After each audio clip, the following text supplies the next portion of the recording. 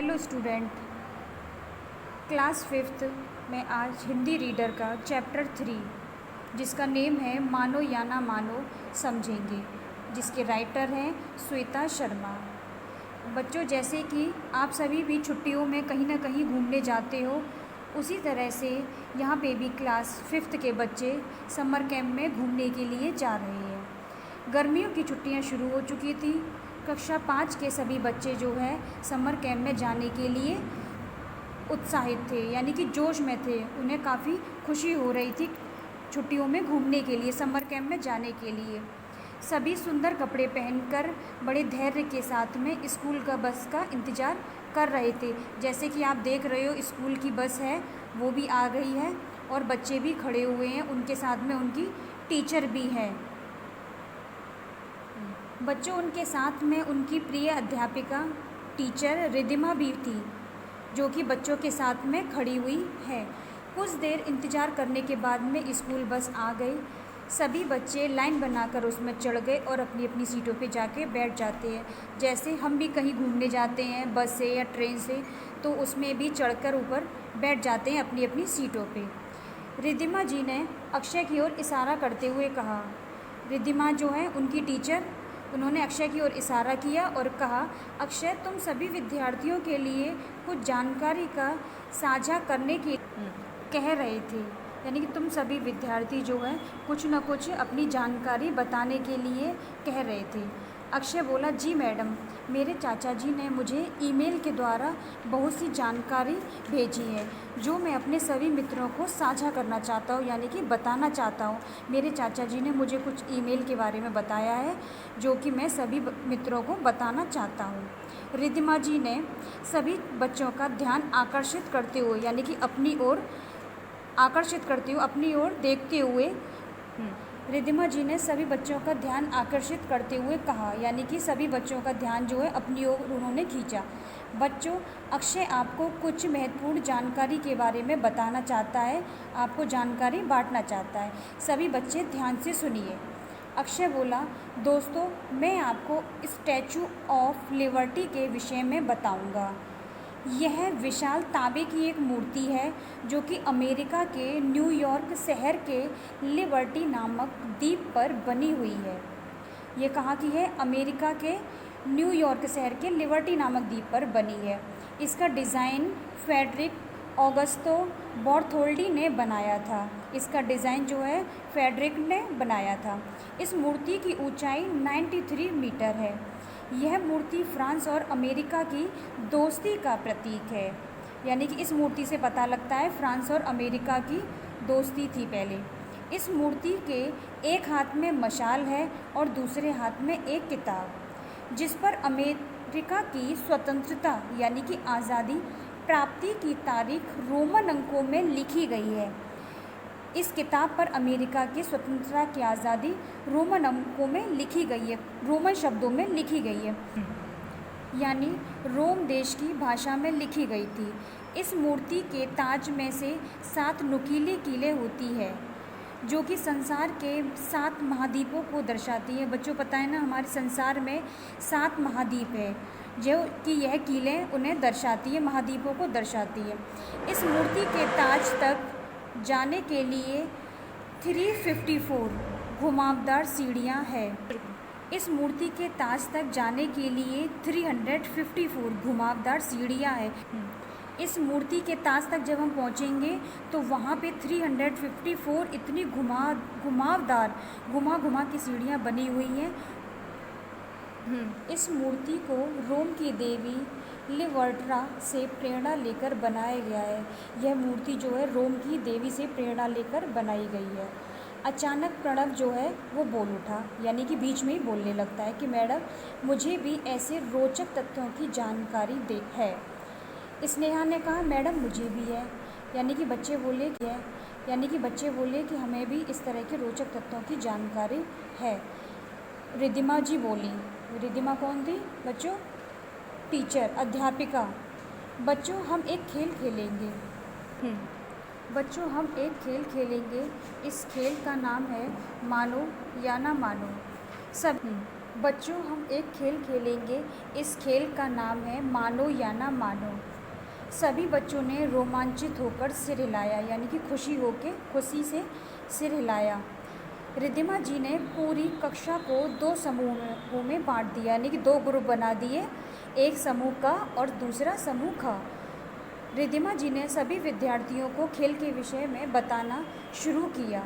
वे बोली, बच्चों, खेल में प्रत्येक समूह को कुछ रोचक तथ्यों के विषय में बताना होगा।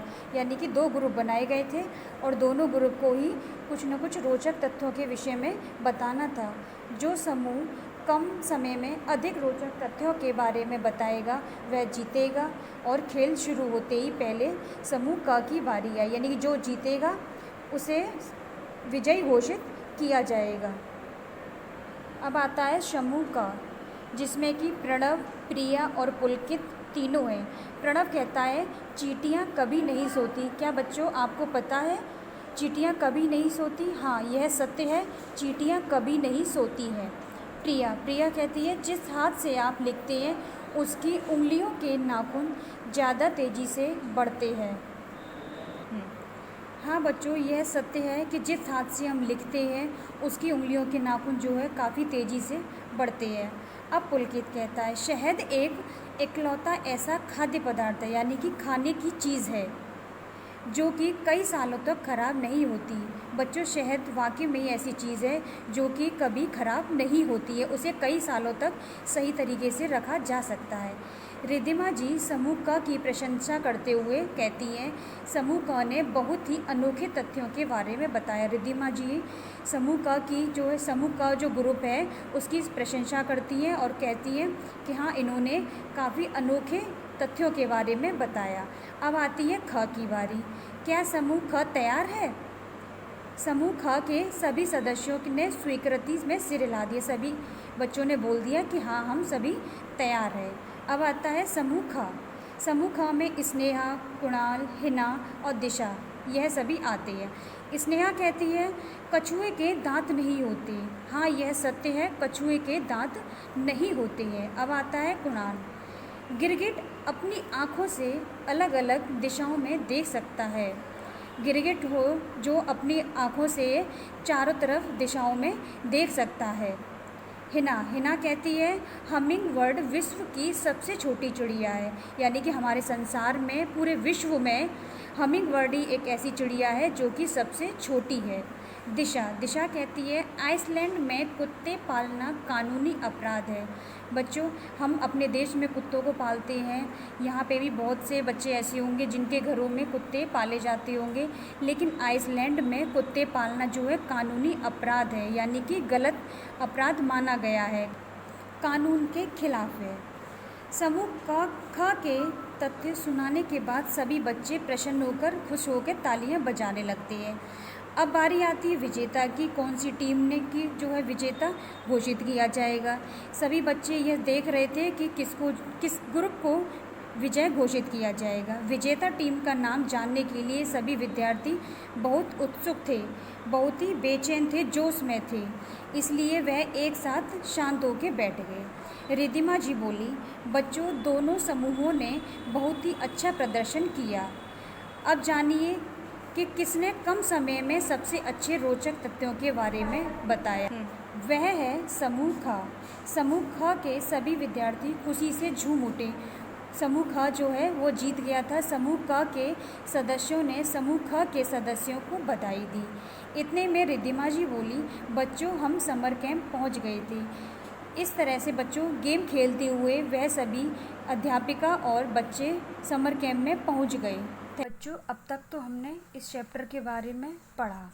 अब हम इसमें आगे देखेंगे कि कठिन शब्द और शब्दार्थ, क्वेश्चन आंसर के बारे में समझेंगे।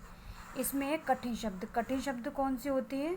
जो हार्ड वर्ड होते हैं, लिखने में आपको प्रॉब्लम हो, थोड़े कठिन होते हैं, जैसे कि प्रतीक्षा, स्वतंत्रता, न्यूयॉर्क, तथ्यों, खाद्य, कैंप, आकर्षित, दर्शाती, स्वीकृति, महत्वपूर्ण, ये सारे 10 वर्ड क्या है? कठिन शब्द है। अब आता है इसमें शब्दार्थ यानी कि आतुरता। आतुरता का दूसरा अर्थ क्या हो गया? अधीरता। आतुरता का मीनिंग है अधीरता। प्रतीक्षा, प्रतीक्षा का हो गया इंतजार। साझा करना, बांटना, किसी चीज़ को बांटना। स्वतंत्रता, स्वतंत्रता आज़ादी। अब आते हैं बच्चों वाक्य प्रयोग। वाक्य प्रयोग में पहला वर्ड है हमारा कैंप। राम अपने मित्र के साथ समर कैंप में गया। सेकंड वर्ड है उत्साहित। बच्चे मेला देखने के लिए उत्साहित हो रहे थे। थर्ड वर्ड है प्रसन्न। सीता ने प्रसन्न होकर ताली बजाई। नेक्स्ट वर्ड है रोचक। माँ ने मुझे रोचक कहानियाँ सुनाई। नुकीली, मेरी पेंसिल नुकीली है। बच्चों इस वाक्य प्रयोग में जो हमारे वर्ड दिए हैं आप उसके ऊपर अलग से दूसरा भी सेंटेंस बना के लिख सकते हो। इसके बाद आते हैं हमारे प्रश्नोत्तर। सबसे पहले है मौखिक प्रश्न। फर्स्ट है कक्षा 5 के विद्यार्थी कहाँ जा रहे थे। बताओ बच्चों कि क्लास 5th के जो स्टूडेंट थे वह कहाँ जा रहे थे। कक्षा 5 के विद्यार्थी समर कैंप पर जा रहे थे। नेक्स्ट है अध्यापिका जी का क्या नाम था। अध्यापिका जी का नाम रिद्धिमा था। थर्ड है अक्षय को स्टैचू ऑफ लिबर्टी के बारे में किसने बताया था। अक्षय को स्टैचू ऑफ लिबर्टी के बारे में उसके चाचा जी ने बताया था। अब आता है नेक्स्ट क्वेश्चन, किस देश में कुत्ते पालना कानूनी अपराध है। आंसर है इसका आइसलैंड में कुत्ते पालना कानूनी अपराध है। अब है लघु उत्तरीय प्रश्न। फर्स्ट है स्टैचू ऑफ लिबर्टी का डिज़ाइन किसने बनाया था। आंसर है इसका स्टैचू ऑफ लिबर्टी का डिज़ाइन फ्रेडरिक ऑगस्टो बर्थोल्डी ने बनाया। नेक्स्ट है चींटियों की एक विशेषता बताइए। आंसर है चींटियों की एक विशेषता यह है कि वह कभी सोती नहीं है। थर्ड क्वेश्चन है कछुए की कोई एक विशेषता बताइए। आंसर है कछुए की एक विशेषता यह है कि उसके दांत नहीं होते हैं। नेक्स्ट है कौन सा जानवर अपनी आँखों से एक साथ अलग अलग दिशाओं में देख सकता है। बताओ बच्चों आपको पता है कौन सा जानवर है। गिरगिट अपनी आँखों से एक साथ अलग अलग दिशाओं में देख सकता है। फिर आते हैं दीर्घ उत्तरीय प्रश्न। फर्स्ट है स्टैचू ऑफ लिबर्टी के हाथ में क्या है। आंसर है स्टैचू ऑफ लिबर्टी के एक हाथ में मशाल है और उसके दूसरे हाथ में एक किताब जिस पर अमेरिका की स्वतंत्रता प्राप्ति की तारीख रोमन अंकों में लिखी है। नेक्स्ट है स्टैचू ऑफ लिबर्टी के ताज की कीलें क्या दर्शाती है। स्टैचू ऑफ लिबर्टी के ताज की कीलें संसार के 7 महाद्वीपों को दर्शाती है। लास्ट क्वेश्चन है अंत में विजेता कौन सा समूह बना तथा क्यों। अंत में विजेता समूह ख बना क्योंकि समूह ख ने कम समय में अधिक रोचक तथ्य बताए थे। बच्चों अब इसका बुक वर्क देखेंगे। फर्स्ट है सही उत्तर पर सही का निशान लगाना है। क दिया है स्टैचू ऑफ लिबर्टी की ऊंचाई कितनी है। यहाँ 3 ऑप्शन दिए हैं, बताओ तो बच्चों कितनी है। 65 मीटर, 43 मीटर या 93 मीटर। स्टैचू ऑफ लिबर्टी की ऊंचाई कितनी है। 93 मीटर। नेक्स्ट है यह खाद्य पदार्थ कई सालों तक खराब नहीं होता। कौन सा खाद्य पदार्थ ऐसा है जो कई सालों तक खराब नहीं होता। यहाँ दिया हुआ है दूध, शहद, शक्कर। तीनों में से कौन सा है। इसका आंसर है शहद। नेक्स्ट है खेल का क्या नाम था। जो इस चैप्टर में खेल खेला गया था उसका नाम क्या था। आओ खेलें, मानो या ना मानो, खेलो और जीतो। तो इसका नाम था मानो या ना मानो। फिर आता है हाँ या नहीं में उत्तर देना है आपको। स्टैचू ऑफ लिबर्टी फ्रांस और अमेरिका की दोस्ती का प्रतीक है, हाँ या नहीं। हाँ। शहद 1 हफ्ते में खराब हो जाता है, हाँ या नहीं। बताओ बच्चों क्या शहद 1 हफ्ते में खराब हो जाता है। तो ये क्या है, इसका आंसर नहीं। नेक्स्ट है हमिंग बर्ड विश्व की सबसे बड़ी चिड़िया है। क्या सही है ये बच्चों या गलत है। इसका आंसर क्या रहेगा, नहीं, यह नहीं, गलत है। समूह क से जीत गया। राइट, समूह ख जो है जीत गया था और समूह क की हार हुई थी। तो इसका आंसर क्या है, क्या आएगा उत्तर, हाँ। अब नेक्स्ट है, निम्नलिखित वाक्यों में रेखांकित शब्दों का बहुवचन रूप लिखिए।